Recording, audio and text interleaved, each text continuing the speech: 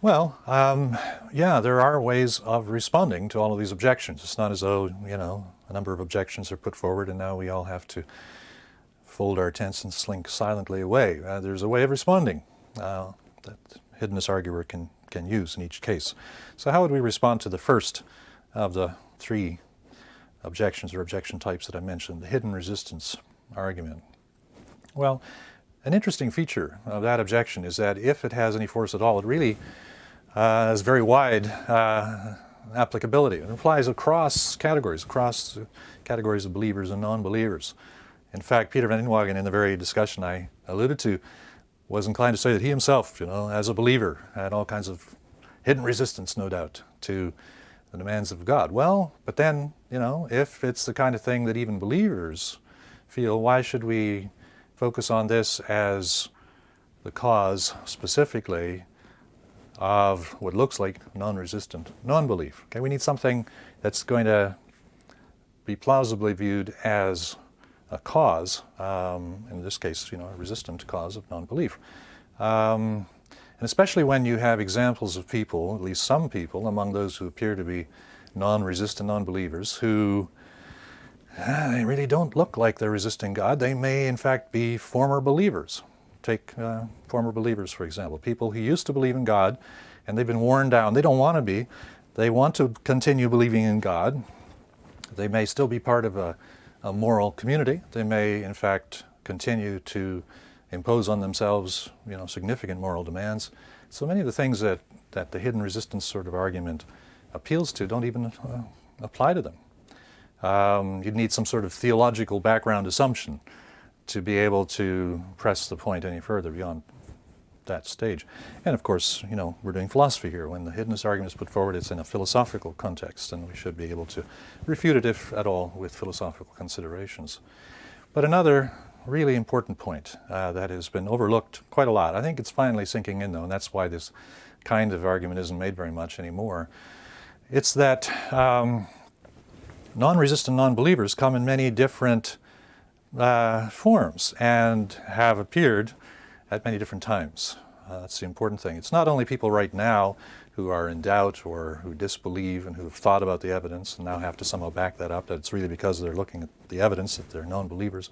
No, it's also people who existed long ago in the history of evolution. We've had members of our species who existed long before theistic traditions arose, long before people were even able to really look squarely in the face of this concept of a God distinct from nature, who has created the world, who's created us, who has all power, all knowledge, all goodness, all love, and is inviting us into a relationship and so on.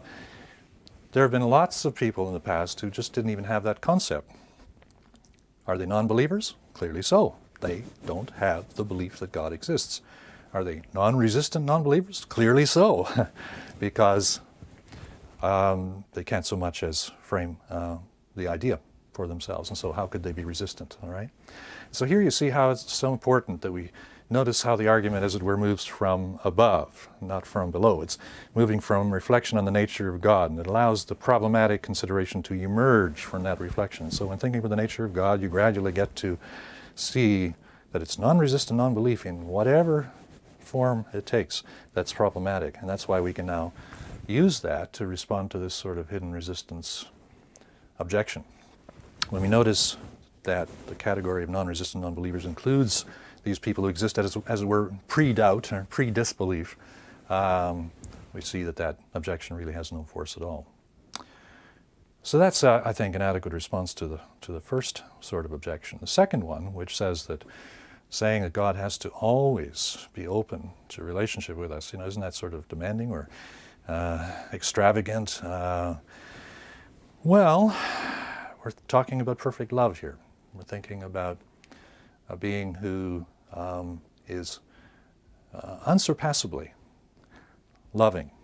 And so when we think about beings in our own experience, people we know whom we think of as loving us, all right, and it's in these human relationships of love that our concept of love emerges and gets the meaning that it has, that we use when we apply it to God.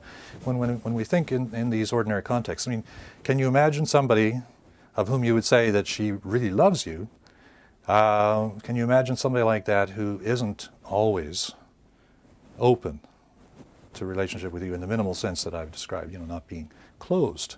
Can you imagine somebody who loves you but is closed to relationship with you? That should strike us as pretty odd, it seems to me. Now, it might be that at some earlier time we were willing to let people get away with different sorts of behavior than today. After some cultural evolution, we're inclined to do. I mean, we've come to see that love has these relational implications. Okay, it used to be perhaps that you could be at some distance from someone and still be thought of as loving because you have benevolent inclinations towards them. I think there are all kinds of things that come into play here. For example, the way in which in the history of God talk there's been a tendency to think of God in masculine terms.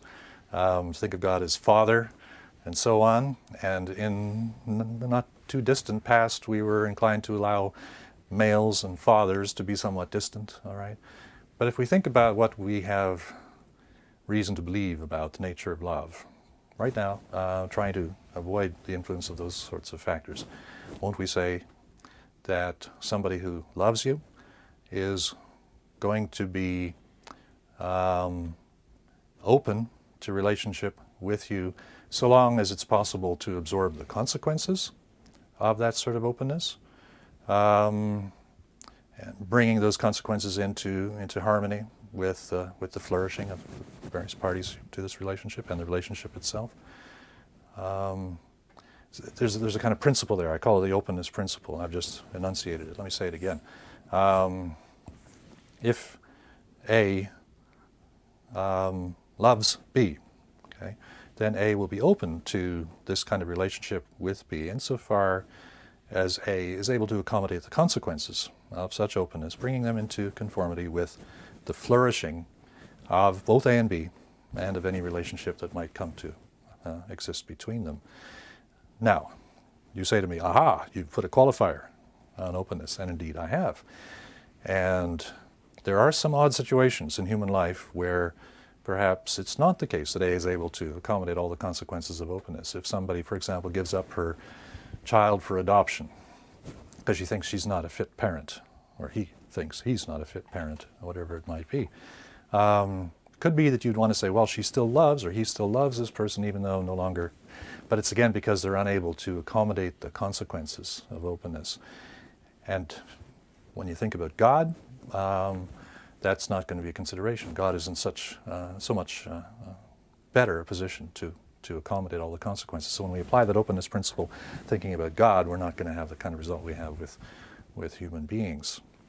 All right, so I've been talking about how we might respond to the objection that we shouldn't think that God, if loving, is going to be always open to relationship with us. And I've so far got at least to the point where you might be inclined to say, well, other things being equal, so long as God can absorb the consequences, God will be. So that would be enough to take care of the second objection, but it sets us up for the third one, right? Which says, oh, but there could be special reasons. Special reasons leading even God to be temporarily non-open to relationship, temporarily to allow non-belief, perhaps because of some great good that couldn't otherwise be achieved. Okay? And so now we come back into the vicinity of those moral arguments we were talking about a little bit earlier. So how can we respond to this? How can we apply the openness principle here? Well, one thing we can do is we can think about how God, being God, is able to produce goods of the same type without sacrificing openness to relationship. Okay? So if you think that so long as God is able to accommodate the consequences and is able to, as part of that, produce goods that are of the same type as the goods that are said to require hiddenness, well, then we shouldn't expect God to retreat, to not be open to relationship with us. So what about that first one of moral freedom? Well, you can think of moral freedom as a type of good, and there are many, many different ways of tokening that type, many different sorts of moral freedom. Imagine that there really are people who are as impressionable and as sensitive as we were talking about earlier, who would find it difficult to do what is wrong if they believed that God exists, who can punish or reward them for either doing what is wrong or resisting that urge. suppose that there are people like this. I mean, there's a question about why there should be people like that. And you might have, the person who's responding to the hiddenness argument will sometimes be extrapolating from what we see around us, but that assumes that if God exists, God's going to create us, or people like us, and why suppose that, right? But suppose we go along with that assumption and say there will be at least some people like that. So we grant that they're not able to, they're not free to choose to do what is wrong. But there are all kinds of ways of exercising moral freedom. You might still have the opportunity to choose to do the kinds of actions that philosophers call supererogatory, actions that are above and beyond the call of duty, okay? Actions that aren't required of you, and so the same sorts of considerations wouldn't apply, right? You wouldn't be thinking, well, I got to do this or God's going to punish me. No, it's not an obligation, so it's not the same kind of thing. So I have a choice, I still have a choice, even if I'm one of those shrinking violets we were talking about. I still have a choice whether I'm going to pursue great, great noble goods, right? Supererogatory goods, making something really special and noble of myself, or, you know, sink into the couch. I still have that kind of choice between that sort of moral virtue and moral mediocrity, you might say. So that's moral freedom. So why isn't that something that would substitute for the kind of freedom that is allegedly, or that we're assuming is taken away by God not being hidden? But how about that other moral argument, Andrew Cullison's argument about self-sacrifice? That's an interesting argument, as I said. And in fact, it refers to a kind of supererogatory action that we greatly admire, okay? And the idea is, well, we just can't really do that. But what's so admirable about that sort of action? Presumably it's got a lot to do with the courage that is evinced when somebody does that sort of action. When you sacrifice yourself, sacrifice your life, and you're not doing it just, you know, impulsively in the way that some people apparently do this without thinking, but you choose, you exercise great courage in giving up your life for the sake of some great good, maybe the life of another. Well, it could very well be that the kind of fear that would